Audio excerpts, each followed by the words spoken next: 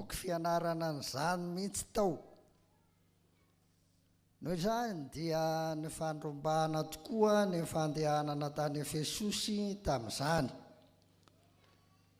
ka tena nampitombona tsara ny anarana. Fa inona moa ny dikan'ny anarana? Dikan'ny anarana hoe Efesosy manko dia mampitsiriritra na irina, désiré na ilay mivelatra. Zay zany dikan'ny anarana hoe Efesosy. Ary ny mahafaly dia zao tonga foibe ny fivavahana kristianina koa i Efesosy, indrindra moa fa tamin'ny andron'i Jaona apôstôly, ka tonga fanaovanjiro lehibe ny tompo ny fiangonana tao manoloana ny aizina ara-panahy mandrakotra ny Efesosy sy ny manodidina rehetra eny eran'ny Azia Menora manontolo azy. Tsara ary raha songadina eto ny hafatra ampitain'i Paoly ho an'ny fiangonana tao Efesosy. Azo zaraina mifanasaka ity epistily ity amin'ny toko.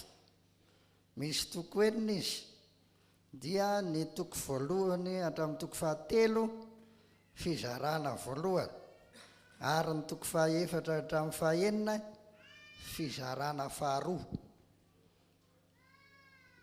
Ny toko voalohany hatramin'ny toko fahaenina dia anaovan'i Paoly fampianarana, ary ny toko fahaefatra toko voalohany hatramin'ny fahatelo dia anaovan'i Paoly fampianarana, fa ny fahaefatra hatramin'ny fahaenina kosa dia fananarana izay mifanaraka amin'ilay fampianarana teo.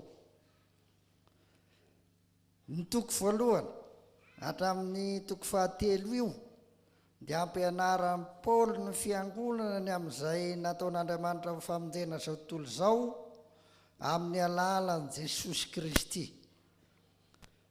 Eto amin'ny Efesianina dia fampihavanana no ilazana ny famonjena io.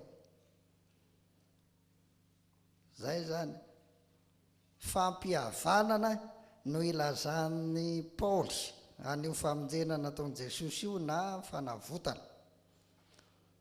Raha tsy ivona dia tafasaraka tamin'Andriamanitra i Adama sy Eva tany Edena, rehefa niteny devoly ndray ny narahana, rehefa niteny devoly ndray ny nankatoavina fa tsy ny an'Andriamanitra intsony, dia tafasaraka tamin'Andriamanitra izy. Ny fihinanan'izy ireo ny voankazo voarara dia nahatonga ny fisarahany tamin'Andriamanitra, ka nahatsiarovan'izy ireo ho mitanjaka ny tenany. Fa kay moa Andriamanitra dia Andriamanitra mihitsy no fitafiny sy fiarovana azy ireo, ka rehefa tafasaraka tamin'Andriamanitra izy ireo dia nitahotra sy nihenatra, ary ny fahavoazana isan-karazany hatramin'ny fahafatesana azy no anjarany. Ary nitarika ny fisarahany samy olombelona ihany koa izany fisarahana tamin'Andriamanitra izany, satria lasa ny fanometsina izy mivady. Io vehivavy nomena ho ahy io i Adama no nahatonga an'izany, saraka lay fahotana izy ireo, dia tsy hoe efitra mampisaraka azy amin'Andriamanitra fotsiny ihany, fa lasa efitra mampisaraka amin'ny samy olona ihany koa. Ary dia nanjaka amin'izay ny fitiavan-tena, samy tsy nanaiky ho tompona ndraikitra tamin'izany avy izy roa ireo. Ary farany moa dia nahiliny tamin'ny menarana azy,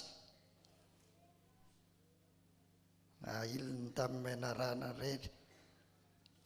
Ao amin'ny Genesisy toko fahatelo ny ahitantsika an'izany. Ary io fanaontsika koa rehefa misy ny fahavoazana matetika isika dia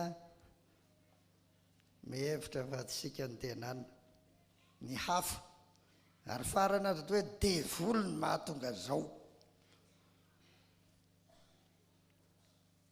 dia miala ndraiky miala tsiny kanefa tsy mahafaka eo anatrehan'Andriamanitra tsy mahafatsiny tsy ho tomponandraikitra ny fanoliana tsy afabela amin'ny fitsaran'Andriamanitra ny rehetra tsy afabela na Adama na Eva na ny menarana ary mampalahelo dia zao miatraika amin'ny taranak'olombelona rehetra koa zany satria nandoa vahoata izy rehetra nandoa vahoata avy amin'ny Adama sy Eva ny taranany ary mampalahelo ambonin'izany aza dia hiatrekan'ny zany koa ny tontolo rehetra kosmos tontolo rehetra dia lasa niatrekan'izany voaozina ny tany no izay nataonao voaozina zavatra tena mahatsiravina zany a everonge hoe fahatendan-kanina ndraimbava nandikana ny didin'Andriamanitra dia nahatonga n'izany rehetra zany nahatonga n'izany rehetra zany ary mbola hitantsika zao ny vokany miatraika amin'ny tontolo misy fiatraikany kosmika ny fahotan'ny olona anankiray every zany misy fiatraika amin'ny hafa ary tokony hampieritreritra tsika zany hoe haivery zany raha zato io zany manota dia mety hisy fiatraikany toy zany every zany zavatra zany ravana ko tandremy tsara ry havana mba tsy hilala ota na hiaina amin'ny fahotanitsika fa izany no fiatraikany sady efitra mampisaraka amin'Andriamanitra araka ny Isaia 8:5-2 goavana zany isaorana an'Andriamanitra nefa fa izy no ny hetsika no ny fahasoavany nandravany efitry ny fisarahana ary zany dia nataony tamin'ny fanaovana sorona ny ainy zanany malalany dia ny rany teo ambony azo fijaliana zany no nandravany ny fisarahana Efesianina 1:3-7 jereo tsara zany Andriamanitra no mitady fihavanana amintsika ary zany ny heratsika Andriamanitra no mitady fihavanana aminao ary ny ainy no nafoiny nanaovana izany marina va ny hoe Andriamanitra rain'i Jesosy Kristy tompontsika dia maneho ny maha-Andriamanitra tokoa an' Jesosy satria ny hoe tompo ilazana an' Jesosy dia Andriamanitra pahary irery ihany no mendrika an'izany koa ny hoe rain'ny Jesosy Andriamanitra dia manambara ny maha-Andriamanitra an' Jesosy zany Andriamanitra avy amin'Andriamanitra sady tompo pahary tahaka an'Andriamanitra ray ihany koa ka dia tena Andriamanitra hoy ny fanakemponoana nisy anina antsika hoe Andriamanitra avy amin'Andriamanitra Andriamanitra marina avy amin'Andriamanitra marina nateraka fa tsy nohariana miray substance na zay maha izy azy amin'ny ray tena Andriamanitra Jesosy ary io ny zava-miafiny Kristy zay maneho ny firaisan'Andriamanitra sy ny olona ao amin'ny persona ny Kristy. Iny Jesosy iny Lutera dia Andriamanitra. Nefa olona ihany koa ao amin'ny persona ny ao mihitsy ilay fiarahana, fihavanan'Andriamanitra sy ny olona.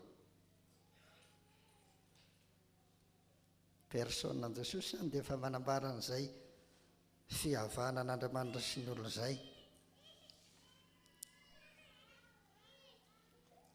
Noho izany dia ao amin'ny Kristy irery ihany, ary amin'ny alalan'ny irery ihany no misy ny fihavanan'Andriamanitra sy ny olona. Ao irery ihany, satria izy ilay sady Andriamanitra sy olona mihitsy no nandrava ny hevitry ny fisarahana, ka mampihavana ny olona sy Andriamanitra, mampihavana ny lanitra sy ny tany, ary mampihavana ny olona samy olona.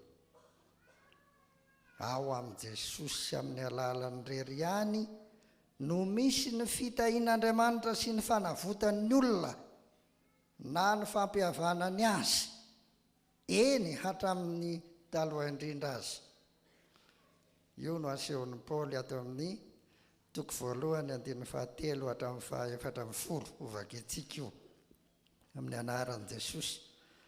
Isaorana ny Andriamanitra rain'i Jesosy Kristy Tompontsika, izay nitahy antsika tao amin'ny Kristy amin'ny fitahim-panahy rehetra any an-danitra, araka ny fidianany antsika tao aminy, fony tsy mbola ara ny fanorenan'izao tontolo izao, mba ho masina sady tsy misy tsiny eo anatrehana isika, rehefa notendreny raha teo amin'ny fitiavana isika mba ho azy amin'ny fananganany nanaka amin'ny alalan'i Jesosy Kristy, araka izay akasitrahany fony ho fiderahana ny voninahitry ny fahasoavany izay nanasoavany antsika maimaim-poana ao amin'ny malala.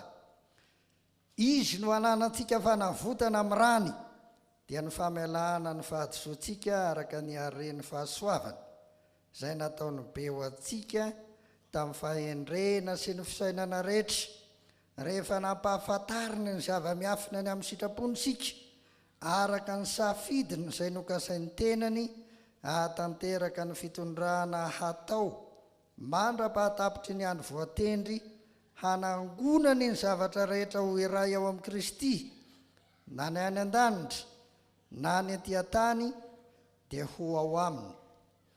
Ao aminy koa no nanaovana antsika holovany, rehefa notendrena raha teo sika araka ny fikasany izay mahefa ny zavatra rehetra, araka ny akasitrahany fony, mba ho fiderahana ny voninahiny zahay izay nanantena ny Kristy raha teo.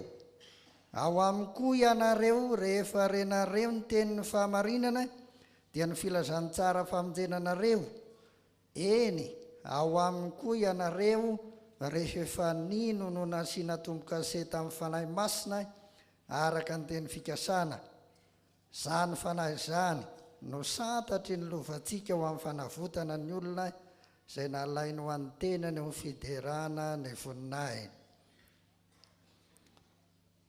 Zay no ataon'Andriamanitra ho antsika, ary ao amin'ny Kristy sy amin'ny alalan'ny rery zany. Arakay, tsy hoe tamin'izy teo ambony hazo fijaliana ihany, fa hatrany alohan'ny nanorenana izao tontolo izao mihitsy azy no efa nitahiny antsika. Arak'izany, io fampihavanan'Andriamanitra ao amin'ny Kristy sy amin'ny alalan'io, izay tsy vita mora, fa tamin'ny rany na tamin'ny ainy nalatsaka teo ambony hazo fijaliana, dia mikendry izao tontolo izao koa. Mikendry izao tontolo izao koa io.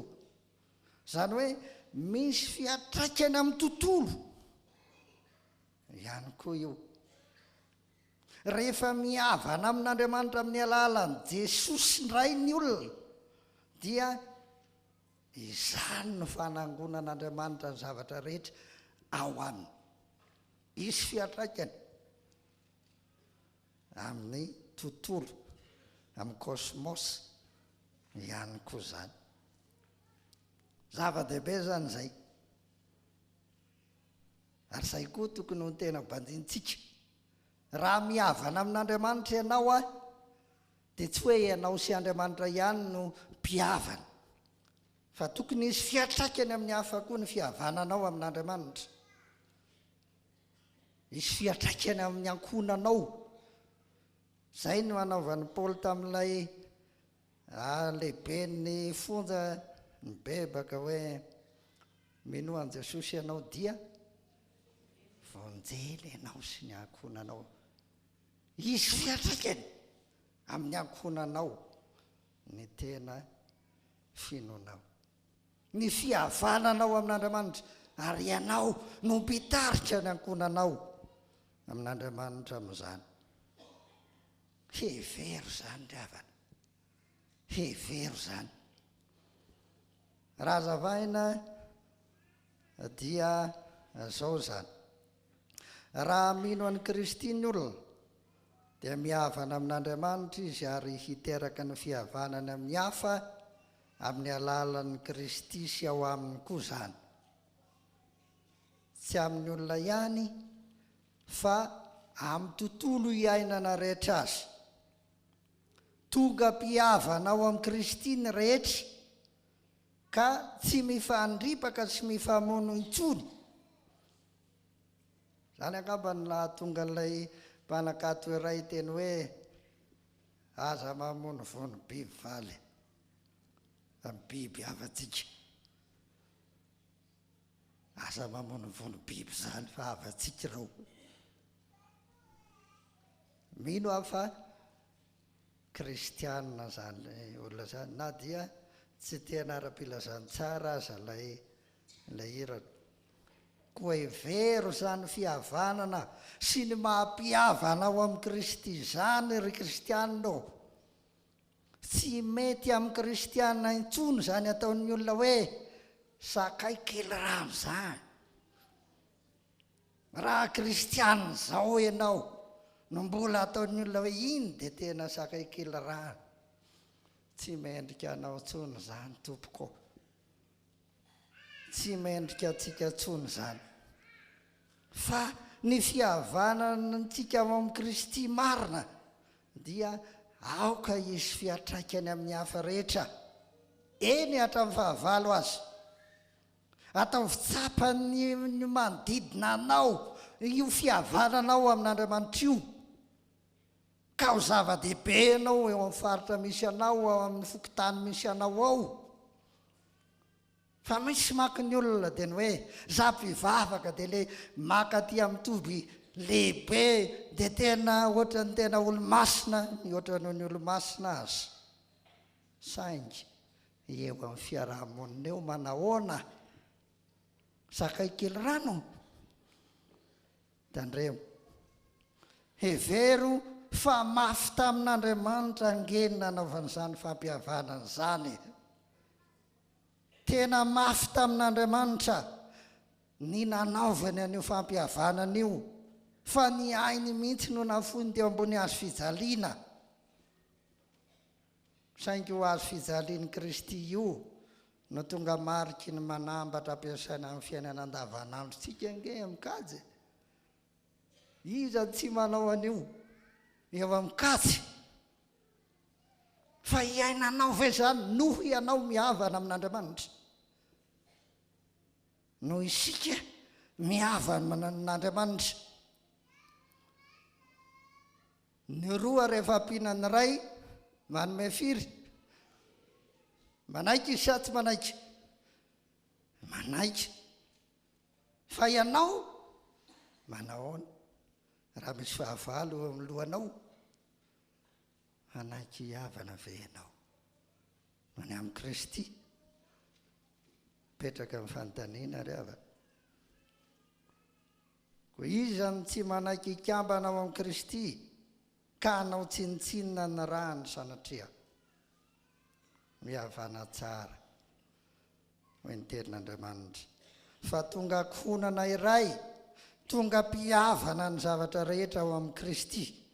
Eny hatramin'nypifahavalo azy na jiosy na jentilisa ary zay no zava-miafy ny fiangonana.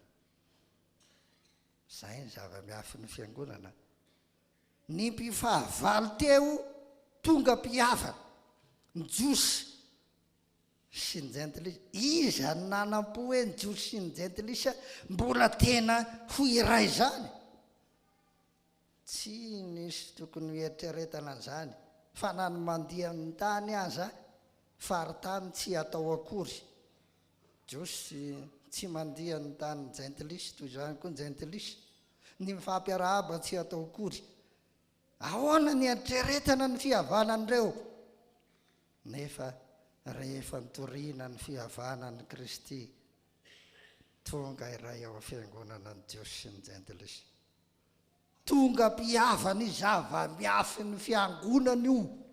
Zay ny zava-miafy ny fiangonana hoy Paoly. Efesiana 2:7-10 tamin'ny 20 ahitantsika an'izany. Tena fanangonana sy fiangonana zavatra rehetra tokoa ny fiangonana ao amin'ny Kristy. Ary io fiangonana io dia tena ny Kristy ary Kristy ny loha. Ka toy izay firaisan'ny loha amin'ny tena izay, zay no sara no firaisan'ny Kristy sy ny fiangonana, zany hoe tena iray tokoa izy ireo. Zay zany. Ary zay koa izay fiangonana izay dia aseho koa amin'ny alalan'ny tempoly. Toy ny tempoly, ny fiombonana ao amin'ny tempoly iray ihany koa ny fiangonan'Andriamanitra, ka Kristy no fehizoriny. Efesiana 2:20-20. Kristy no fehizoriny. Na toy ny firaisam-panambadiana ka Kristy no lohany. Efesiana 5:17. Zava-dehibe zany ny fiangonana. Fa efa fampiraisan'Andriamanitra, fampihavanan'Andriamanitra no nahatonga an'io. Fa moa ianao zay ao amin'ny fiangonana mba tena miaina amin'izany fihavanana zany ve? Mampalahelo fa ao amin'ny fiangonana kristianina aza misy zavatra mahatsiravina indrindra amin'ny tsy fifankatiavana. Fa dia misy dia tena hoe raha ranon'io nao dia sy raha iny tonga any an-danitra aleoko tsy bakany. Tena manao tsinitsinina na rahan'i Jesosy mihitsy zany, fampihavanana nataon'i Jesosy mihitsy zany. Tsy fitiava, tsy fifankatiavana. Fitiavana moa no fanevantsika eto zao. Zay zany, zay fampihavanana zay no tena asehon'ny Paoly, ampianarin'ny Paoly amin'io fizarana voalohany eo. Fa ny fizarana faharoa amin'ity Efesiana ity kosa dia atokan'ny Paoly ho pejy ny fananarana ny olona efa mpihavana. Atokan'ny Paoly ho pejy ny fananarana ny olona efa mpihavana ao amin'ny Kristy io. Toko fa 4:4 sisy zany. Ary ampidirin'ny Paoly amin'ny teny hoe ary noho izany na koa amin'izany na koa izao. Zany no fampidiran'ny Paoly azy. Mandray ohatra isika. Efesiana 4:1-7.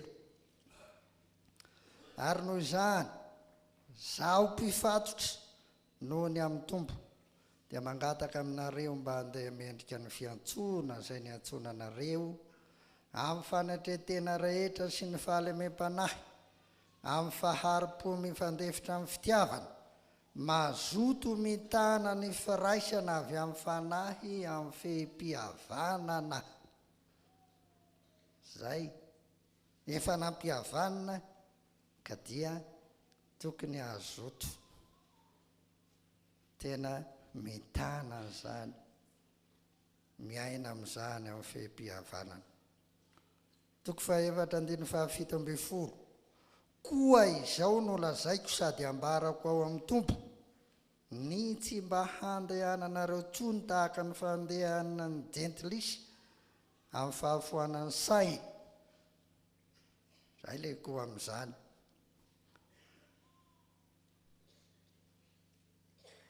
Ny toko fahadimy andiny voalohany sy ny faharoa zay le hoe koa izao teo mako koa amin'izany dia aoka hanahaka an'Andriamanitra ianareo tahaka ny zanaka malala. Zay zany amin'ity fizarana faran'ity dia fananarana ny olona efa nampihavanany Kristy mba tena hiaina amin'ny fihavanana, mba tsy hanao zavatra manimba ny fihavanana amin'Andriamanitra intsony sy ny fihavanany samy mpihavana ao amin'ny Kristy ao amin'ny fiangonana. Ao amin'ity fizaranyity no misy ny tokantrano kristianina. Amin'ity fizaranyity no misy ny tokantrano kristianina araka ny bokin'ny Efesianina dia ao amin'ny Efesianina toko fahadimy ny andininy faharaiky amby roapolo hatramin'ny toko fahaenina andininy fahasivy. Ao indrindraindrindra zany no ahitantsika ny amin'ity tokantrano kristianina araka ny boky Efesianina ity. Dia roso amin'io tsika ka ny famaritana ny tokantrano kristianina no jerena maloha. Inona no hoe tokantrano ary aloha? Arabaky teny no hoe tokantrano dia avy amin'ny teny roa anakambana hoe tokana sy ny trano, ka ilazana olona mahaleo tena amin'ny trano ka tsy mikambana amin'ny hafa intsony fa efa manana ny azy manokana. Dia efa trano zany dia efa mitokana. Amin'ny heviny ambadika koa nefa no hoe tokantrano dia ilazana ny vady na ny fanambadiana. Ka dia lasa fitenin'ny olona matetika rehefa milaza ny vadiny izy hoe izy ny tokantranoko, sady zay no ataontsika. Za zao raha teto ny vadiko dia afaka miteny hoe izy ny tokantranoko, fa tsy eto moa izy fa raha milaza hoe izy ny tokantranoko eto dia mangalatra.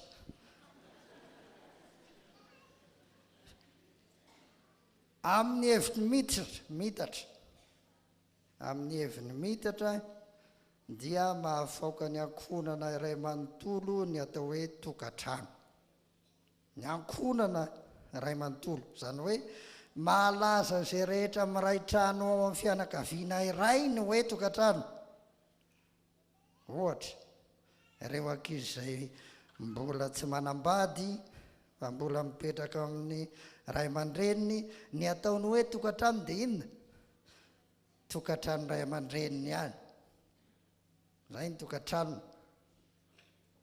Ary tsy ny zaza ihany fa misy koa olon-kafa mety miara-mipetraka ao, tahaka ireo mpiasa mpanampy na ireo ray aman-dreny be na ny havana miara-mipetraka amin'ny tokantrano iray. Dia efa faokan'izany avokoa.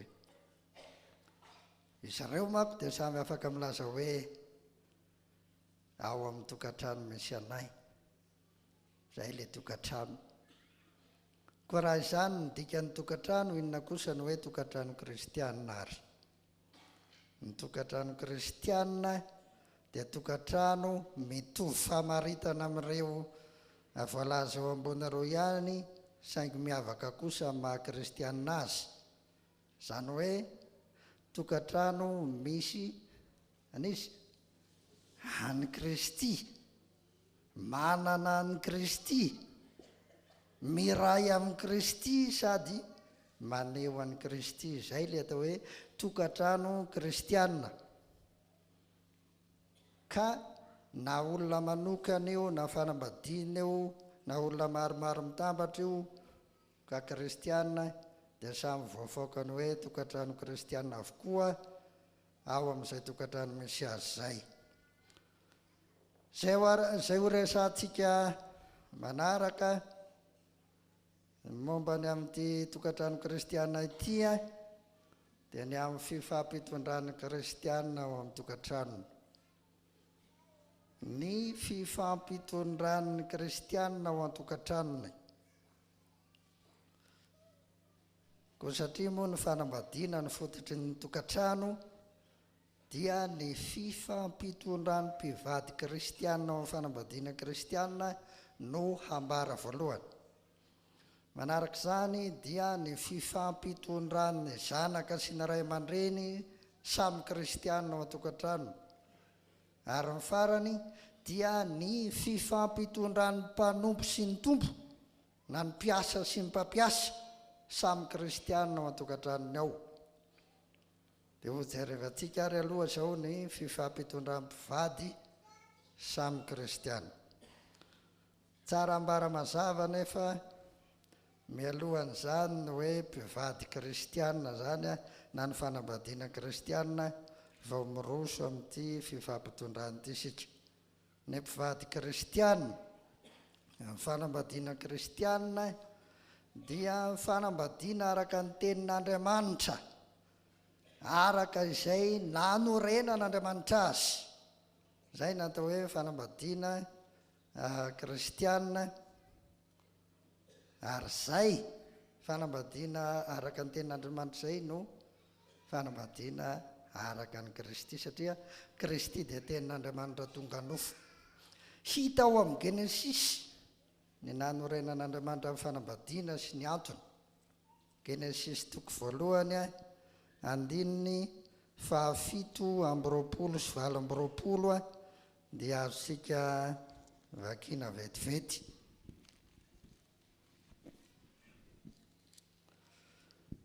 Andininy 7:20 amin'ny anaran'i Jesosy. Ary Andriamanitra nahary ny olona tahaka ny endriny, tahaka ny endrik'Andriamanitra namoronany azy, lahy sy vavy no namoronany azy. Ary Andriamanitra nitsodrano azy hoe marofara sy miabetsahara ary mameno ny tany ka mampanimpo azy, ary manjaka amin'ny hazan-drano amin'ny ranomasina sy ny voromanidina ary ny biby rehetra izay mihetsiketsika ambonin'ny tany. Zay zany no hitantsika ao. Ka araka izany, araka izany tenin'Andriamanitra izany na izany voalazan'Andriamanitra izany dia fanambadian'ny lahy sy vavy izany naorin'Andriamanitra. Fanambadian'ny lahy sy ny vavy io. Zay ny fanambadiana araka n'Andriamanitra. Ary niainga tamin'ny tsodrano. Zay zany. Marina kely manko fa amin'izao dia efa lasa lamaody zao ny fanambadian'ny lahy samy lahy, vavy samy vavy. Ary ny fanambadiana tsy sodrano, lasa lamaody zany. Mbola tsy voatsodrano akory ny tanora na ny olo-dehibe aza sasany dia tonga dia efa vady izy, efa mpivady foana. Marina fa miainga mitsodrano io ry havana. Io no karazana taopo, io no karazana teboka iaingana amin'ny fanambadiana. Fa raha tonga dia manambady mivady tsy sodrano ianao dia izay ny fijangajangana. Ary io tsy mba kilalao, ny kilalao aza ange tsy maintsy miandry ny tena topo. Ohatra manao atletisme, tsy maintsy miandry topo aloha izay vao miroso. Fa raha misy tonga dia mangalatra départ dia maninona ny farany? Disqualifié, esorina teo. Zay le izy.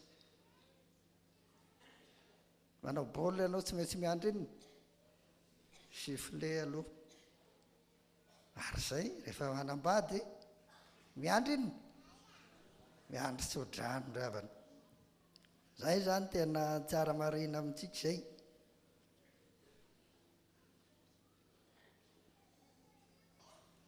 fa ny akoatran'izay dia fanambadiana araka ny devoly ary zany dia fahavetavetahan'ny fandravana sodomita io dia zavatra natao ny mponina tany Sodoma ka dia nandrahato ny anankiray nandravana azy dia io koa no mbola atao lamao dia kehitriny ary efa misy an'izany hono eto Madagasikara fa angamba miari-pinafina te handravany ty Madagasikara ty te handravany tenany sy nakonany fa tandremo ry havana tandremo zany ary aoka iandry ny tsodrano ro tanora zay vao miroso amin'ny fanambadiana fa raha zany no atao dia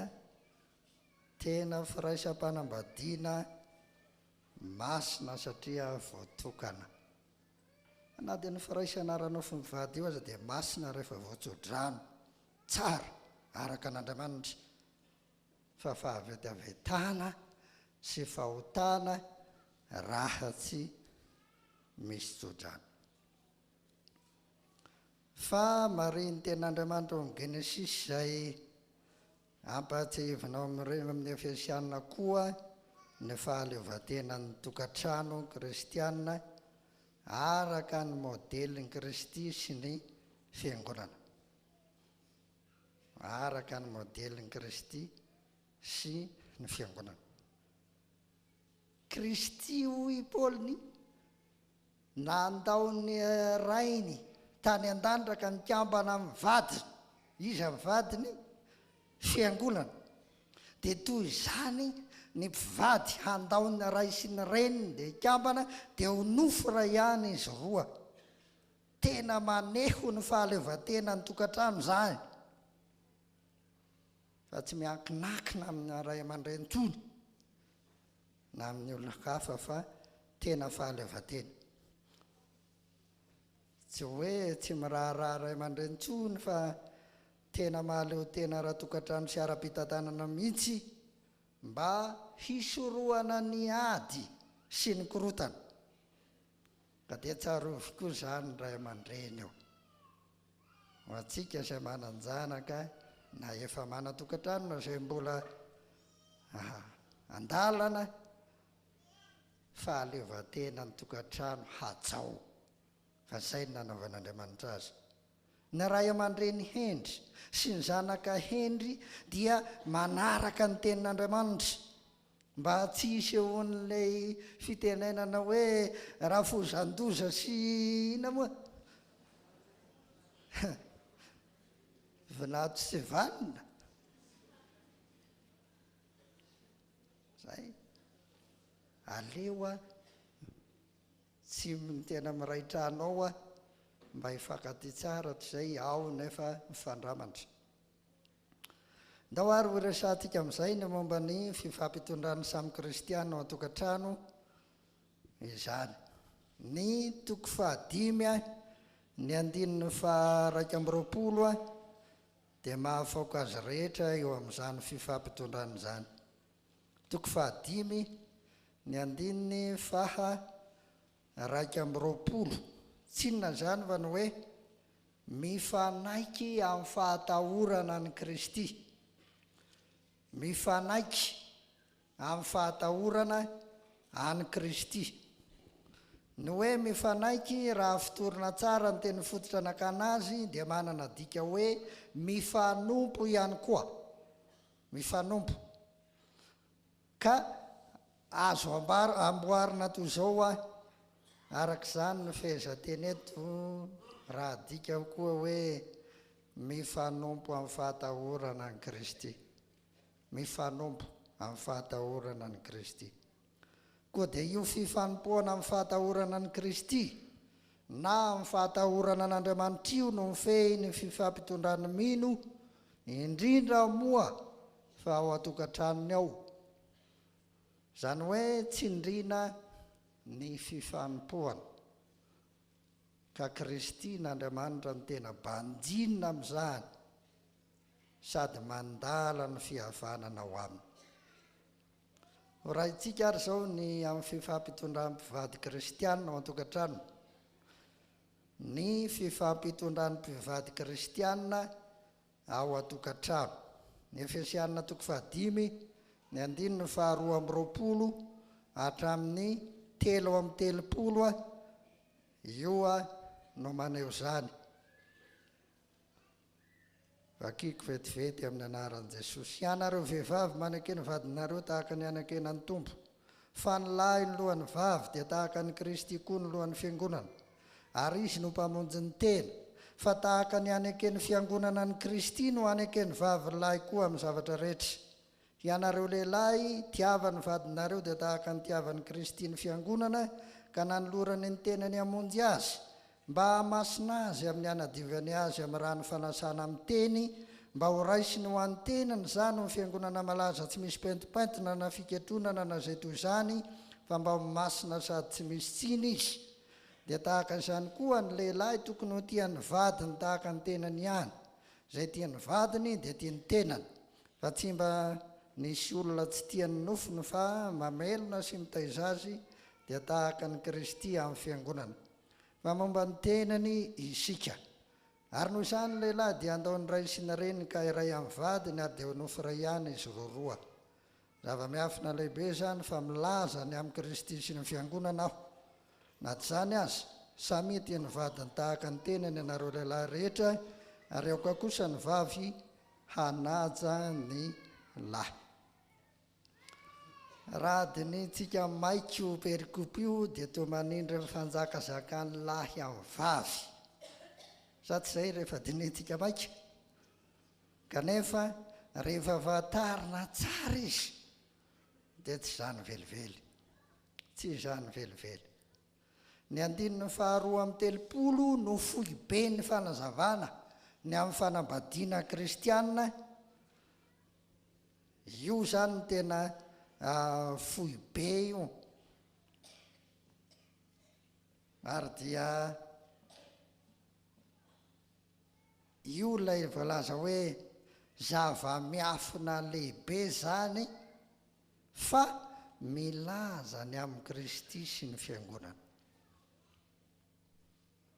Zay zany. Zany hoe ny fiombonan'ny lahy sy ny vavy amin'ny fanambadiana kristianina dia sary ny fiombonan'ny Kristy sy ny fiangonana.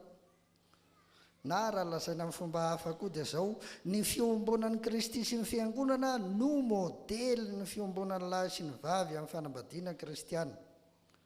Nandao ny ray sy ny reny, nandao ny rainy tany an-danitra Kristy, ny mikambana amin'ny vadiny, dia tonga ray aminy ka dia Kristy no loha, ary ny fiangonana kosa ny tena. Dia toy izany koa ny lahy andao ny rainy sy ny reniny ka hikambana amin'ny vadiny, ary dia ho nofy ray ihany izy roa, ka ny lahy no lohany vavy, ary ny lahy izany lohany vavy. Saingy araka ny modeliny Kristy sy ny fiangonana.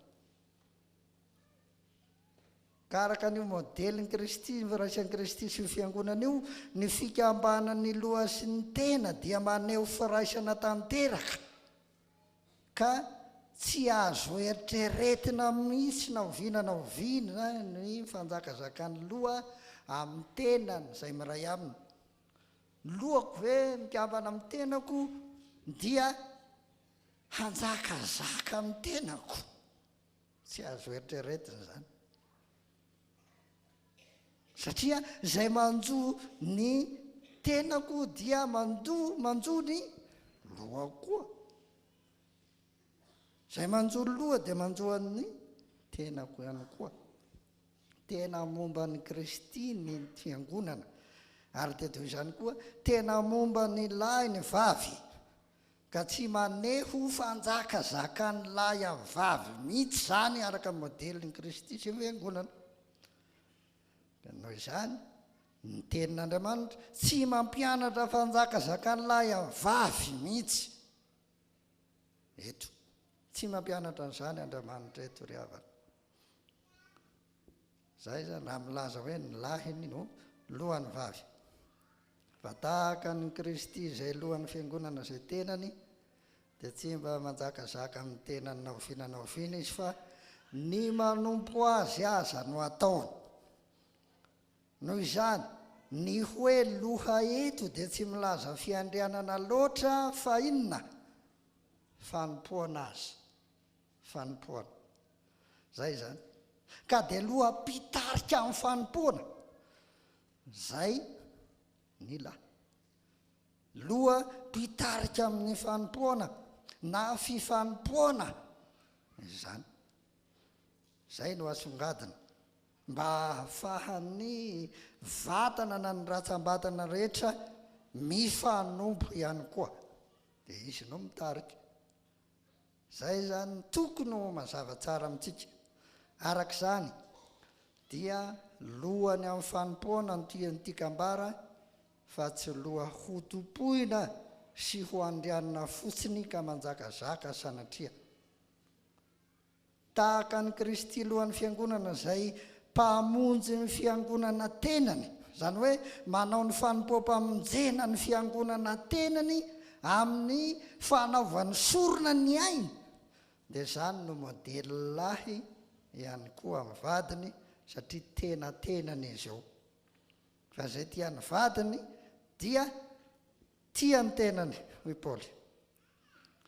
Ny mahatonga olana matetika ampivady ange dia ny mbola anakila sy ny vadiny ho tsy momba ny tenany hatrany, ka dia ataony ambanin-javatra. Tsy manaiky ny fampiraisan'Andriamanitra araka ny hoe ho nofo iray ihany izy roroa matetika na ny lahy na ny vavy, ka dia efa misaraka ara-potokevitra sahady. Efa misaraka ara-potokevitra sahady. Io hoe ho nofo iray ihany io dia mahafaoka ny tena ray manontolo. Ny olona ray manontolo, ary inona ny olona ray manontolo a? Tena, saina, fanahy. Mahafaoka anareo io ho iray ihany izy, na amin'ny tena, na amin'ny saina, na amin'ny fanahy. Raha vao misy tsy firaisana amin'ireo telo ireo dia tsy hita miteraka ny hoe iray ihany izy roa. Zay zany ohatra, na dia miray ara-batana na ranofo aza mpivady kanefa tsy miray saina dia tsy iray ihany izy. Toy izany koa, na dia miray ara-nofo koa izy kanefa tsy miray fanahy, izany hoe tsy miray finoana, dia tsy tena iray ihany koa izy ireo. Ny maha iray ny lahy sy ny vavy no asongadina amin'izany fanambadiana izany. Indrindra fa ny fanambadiana kristianina izay ampiraisy ny Kristy, ka anehoana ny fifanompoana sy ny fifankatiavana kristianina, satria maneho ny firaisan'i Kristy sy ny fiangonana. Koa samia mandray modely izany firaisan'i Kristy sy ny fiangonana izany ny mpivady kristiana rehetra, ka ny fifampitondrany Kristy sy ny fiangonana ary ny fifanompoany amin'ny mpitiavana no aseho an-tsary. Io ilay zava-miafina, maneho ny zava-miafina ianao dia maneho an-tsary amin'ny fanambadiana kristianina rehetra zany tsika, fa izay ny zava-miafina ambarana. Koa ny vavy dia hanaiky ny lahy tahaka ny anekenan'ny tompo, fa tahaka ny aneken'ny fiangonana ny Kristy. Hoy Paoly no anekeny vavy lahy koa amin'ny zavatra rehetra. Ary lahy, hoy Paoly, ho tian'ny vavy tahaka ny nitiavan'i Kristy ny fiangonana, ka nanolorany ny tenany hamonjy azy mba hamasina azy amin'ny hanadiovany azy amin'ny rano fanasana amin'ny teny, mba ho raisiny ho an-tenany zany ho fiangonana malaza tsy misy pentimpentina na fiketronana na zay toy zany, fa mba ho masina sady tsy misy tsiny izy. Zay ny an'i Kristy. Ny azy araka izany dia topoiny ny fiangonana, hanokanany ny tenany, hanamasinany ny tenany, ho masina sy ho manaza, ho mendrika. Zay Izany hoe ny any Kristy dia tsy mba ataony atsirambina zany ny vadiny fa dioviny sy omeny asiny isan'andro isan'andro ka vao maika tia ny hatrany. Zay ny asa. Fa ny mampalahelo amin'ny lehilahy sasany eny ampivady maro azy dia tsy asiany asiny ny vadiny. Zay betsaka ny tsy manisy asiny ny vadiny intsony, tsy asiany sira hoy ny tanora, ka dia mahakaloiloy azy ary tiany isarahana. Aza asiana sira nge ny laokanao, indrindra fa ny hena-kisoa raha tia kisoa ianao inona no hitranga? Tianao ve? Dia mahakaloiloy anao, mahakaleo anao. Zay le izy. Koa raha ny vadinao tsy asianao asiny, dia zay no mitranga. Zay no mitranga. Meo asiny izy. Ka raisy ny modelin Kristy ary mifanompoa amin'ny fahatahorana ny Kristy fa aza maimay sara ka. Fa raha omenao asina tokoa izy, arakarakarainao tahaka izay ataon'ny Kristy amin'ny fiangonana, dia ho maminao tokoa satria no hatsarainao fatratra, asianao asina. Ny Kristy aza nge ny vadiny ka ratsy tamin'ny voalohany. Fatatsika moa zany fiangonana zay no vadiny io ka tsy hoe tsara io fa ratsy io. Zay ratsy no nalainy, tena ratsy. Nefa noho ny fitiavany azy dia sahy maty Kristy tamin'ny fotoan'andro hamonjy ny mpanota, hamonjy ny ratsy fanahy. Romanina 5:5 sy ny 9. Ratsy io. Io le lazaina hoe nodioviny, notopoiny, nosasainy hatramin'ny batisy ary amboariny isan'andro isan'andro ka vao maika tiany sady mahasaro-piaro azy. Ary amin'ny andro farany izay ahatongavany apakatra azy, amin'izay dia efa voaomana tsara. Efa voaomana tsara eona aminy izy, toy ny ampakarina voahaingo tsara amin'ny fotoany mariazy. Iaona amin'ny vadiny. Fantaninana dia zao, moa mba ho isan'izay voaomana fa asika. Meteza ho tompoin'ny tompo isan'andro hamboary, ary meteza hifanompo ao aminy koa amin'ny tokantranontsika tsirairay. Zay. Mbola fotoana fanamboarana zao, isika hoentinety ho farimeny zao io, mbola amboarina hatrany. Ary zay ny vavaka atao isan'alahady eo amin'ny fiangonana Loterana hoe mba hihamasina isan'andro izahay amin'ny fitondrantena masina. Zany ange. Ary amin'ny andro ahatongavan'i Kristy dia efa voaomana iaona fatratra amin'ny fiangonana. Ka meteza ho tompoiny sy amboariny. Indrindra moa meteza efa nompo ao aminy ao amin'ny tokantrano ao, ho ambany fitariana, ary dia hiara-tsambatra isika mihavana tsara fa efa nampihavany ny azo fijaliany isika. Ary izay fihavana mpivady tsara ho an'i Kristy izay dia isy fiatraikany amin'ny hafa koa, indrindra fa amin'ny ankonany ary ny zanany ny zanany ny voalohany amin'izany. Ka zao isika dia jery ny fifampitondrany zanaka sy ny ray aman-dreny ao an-tokantrano kristianina. Fifampitondrany zanaka sy ny ray aman-dreny kristiana amin'ny tokantrano. Toko 4:1 ka hatramin'ny 4 no milaza an'io amin'ny anaran'i Jesosy. Anaka manekena ray sy ny reninao ao amin'ny tompo fa marina izany. Manajana ray sy ny reninao fa zany didy voalohany misy teny fikasana mba hita soa ianao sy ho maro andro ambonin'ny tany. Ary ianareo ray aza mampahatezitra ny zanakareo fa tezao amin'ny famaizana sy ny fananaran'ny tompo izy.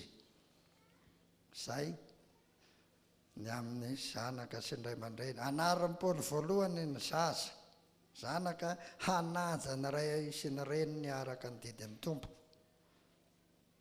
Maneho ny mahazava-dehibe ny didy fahaefatra Paoly eto, ary zay no any andrininy momba ny adidiny zanaka voalohany. Mahazo teny fikasana hita soa sy maro andro ambonin'ny tany ny zanaka zay manaja ray aman-dreny. Ny antony dia satria solo-tena n'Andriamanitra ny ray aman-dreny, ka raha mitsodrano izy dia tena tanteran'Andriamanitra tokoa zany. Izy no solo-tena n'Andriamanitra hita maso. Raha sanatria manozona izy ireo no niditra ny ankizy, dia loza ho anina zany ankizy zany, satria tena tsy fankatoavana n'Andriamanitra sy ny didiny zany, ary henoin'Andriamanitra. Adio zany. Koa tandremo mampijaly ray aman-dreny ny rankizy izay tonga eto a. Tandremo sao mahatonga azy ireny ho tonga amin'ny fanozonana, fa tsy amin'ny fitsofan-drano rehefa mafy loatra, tsy zakany intsony ny ditranareo, sanatria tiavo izy ireny ary akatoavy, fa aza vela ho fotsorora amin'ny teny mba hitsodrano anareo tsara tokoa amin'ny fony, fa nitsodrano zava-mahery satria fitahian'Andriamanitra io. Marina fa na ray aman-dreny mbola velona no lazaina, izy mbola velona no afaka mitsodrano.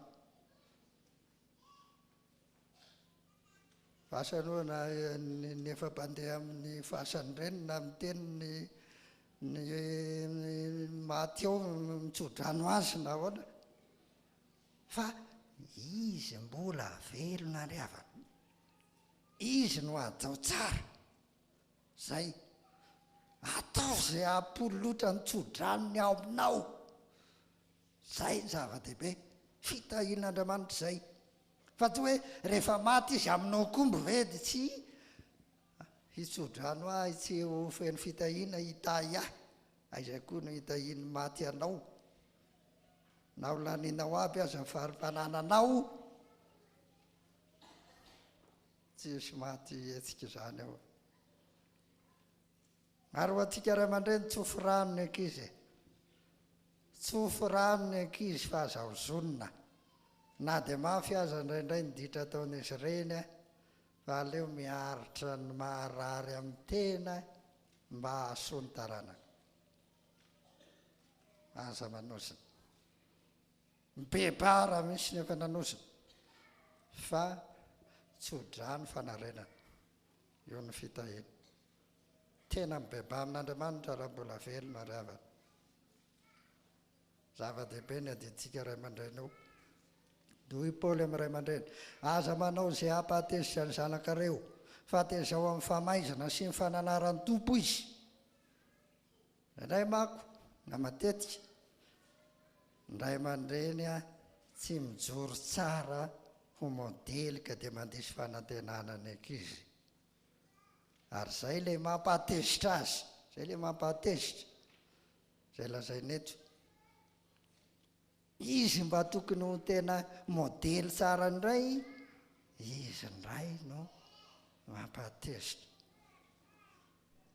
Ny fitaizana azy araka an'Andriamanitra no tokony atao, ka ny ray aman-dreny no mitarika amin'izany zany a, amin'ny fitenina, amin'ny asana, amin'ny fitondran-tena, ary dia manitsy azy mihitsy raha mivaona mba ho araka izay kendren'Andriamanitra azy.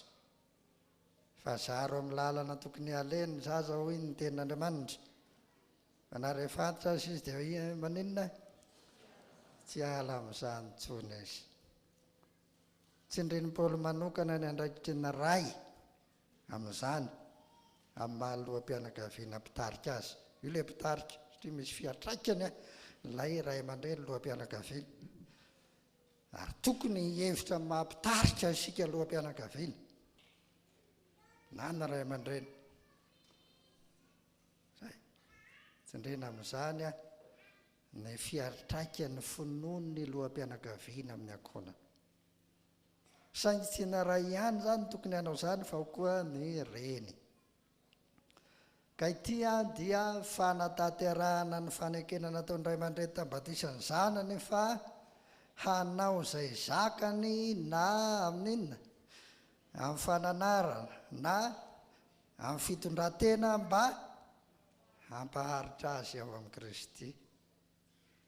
Io zany ny tena tsindrina indrindra moa ho antsika kristianina loterana.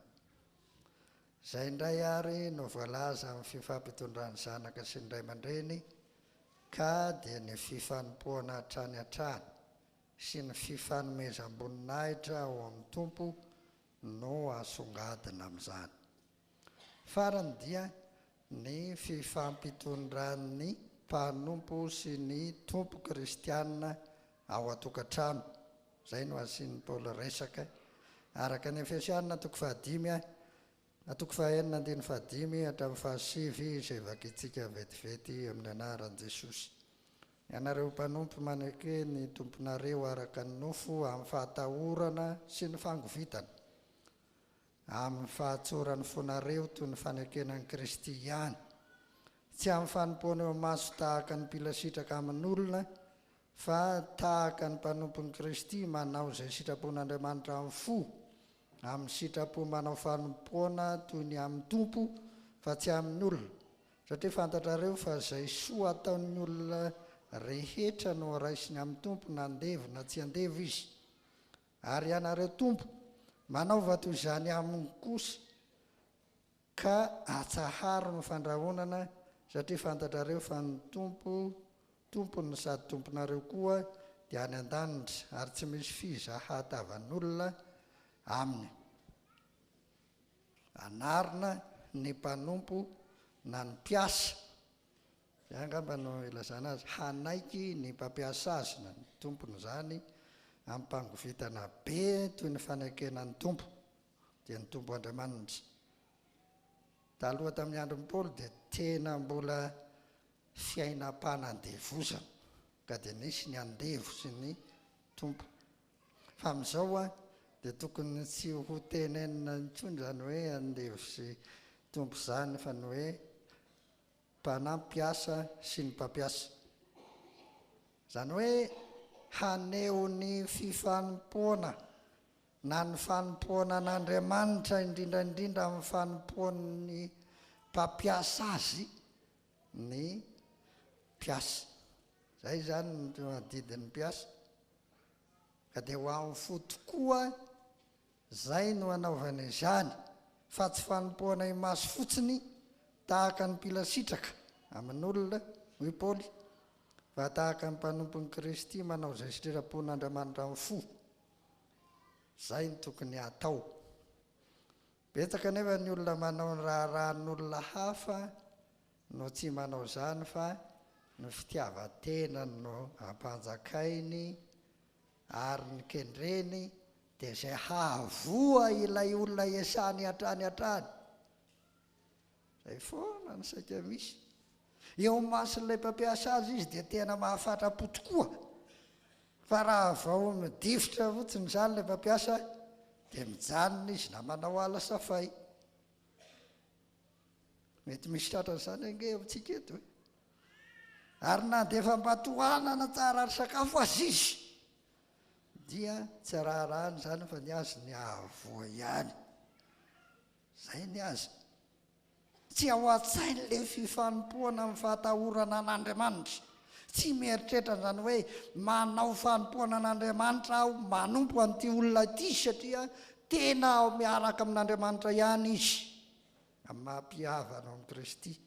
Tsy mieritreritra n'izany kristianina. Zay ny fahavoazana. Koa zay fifanompoana zay zay no kendrena amin'ilay mpampiasa, zay koa amin'ny mpiasany. Koa dia anaran'i Paoly koa ny mpampiasa na ny tompo. Io zany tompo kristianina ho anatrehan'ny fitondran'ny mpanompony na ny mpiasany. Zay soa ataon'ny olona no raisiny amin'ny tompo hoy Paoly, na andevo izy na tsy andevo. Ny soa dia ilazana ny asa-pinoana atao amin'ny mpitiavana izay tsy mba foana satria atao amin'ny tompo. ary zay ny tokony eritreretra atao amin'ny tompo.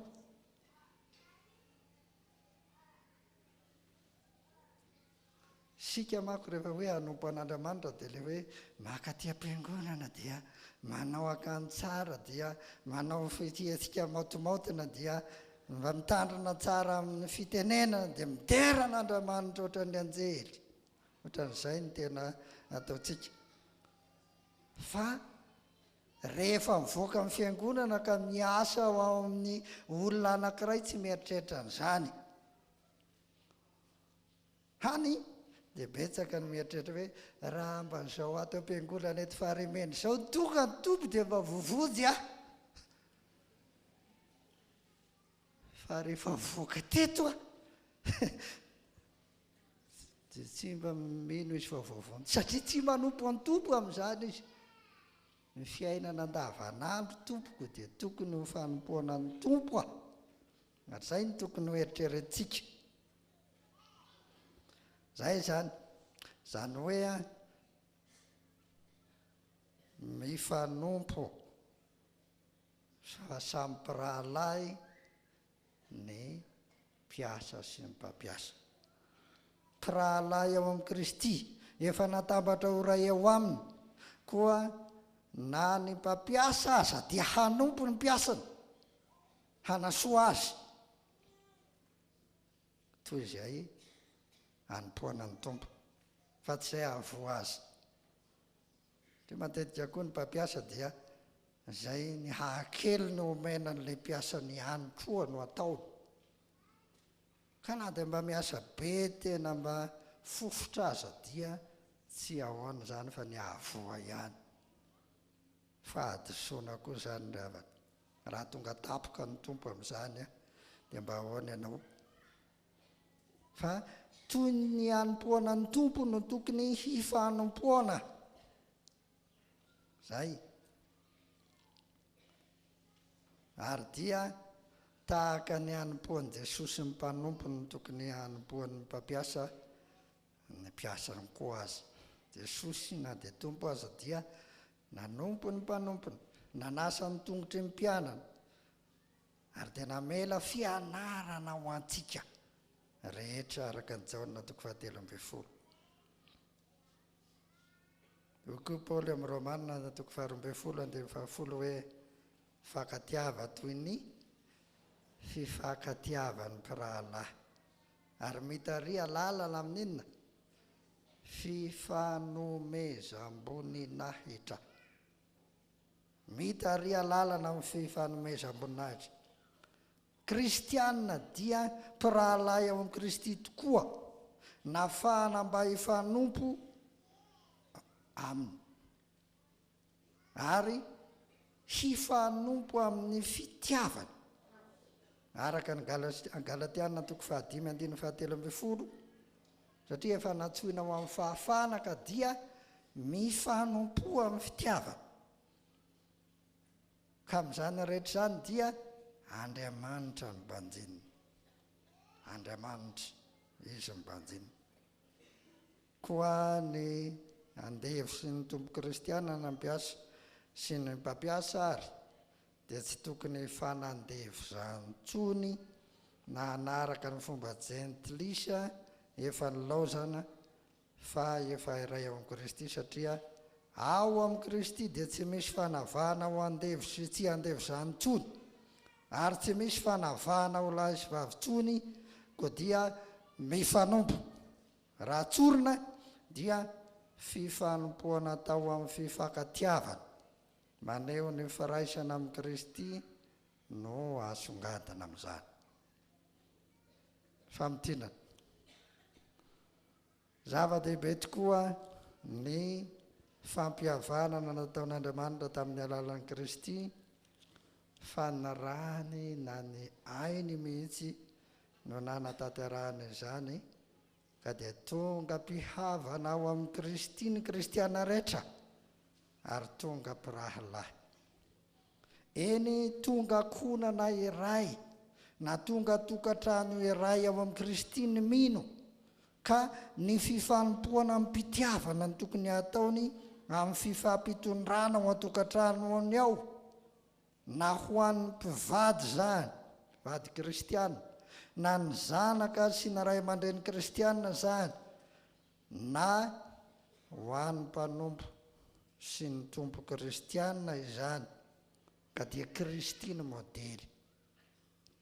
Ary zava-dehibe zany fiainana ny fifanompoana ao amin'ny Kristy zany ao an-tokantrano satria fototra io, fototra amin'ny zavatra rehetra manko ny tokantrano. Tokantrano zao ny fototry ny firenena, tokantrano zao ny fototry ny fiangonana ho an'ny fiangonana tokantrano kristiana. Ka raha ny fototra no tena tsara dia tsara ny fiangonana, tsara ny firenena. Fa raha ny fototra no ratsy dia ho ratsy ry havana. Ary taddio fa ny tokantrano zao no ataon'ny devolasibatra. Taddio zany, tokantrano zao no ataon'ny devolasibatra mba hatanterahany ny kendreny. Kanefa raiso Kristy ary raiso ny modely mba handresitsika, hamerapiratsika ary hiaraka amin'ny tompo mandrakizay tsika. Manandramanitra ny dera sy ny haja ary ny voninahitra mandrakizay vavaksika.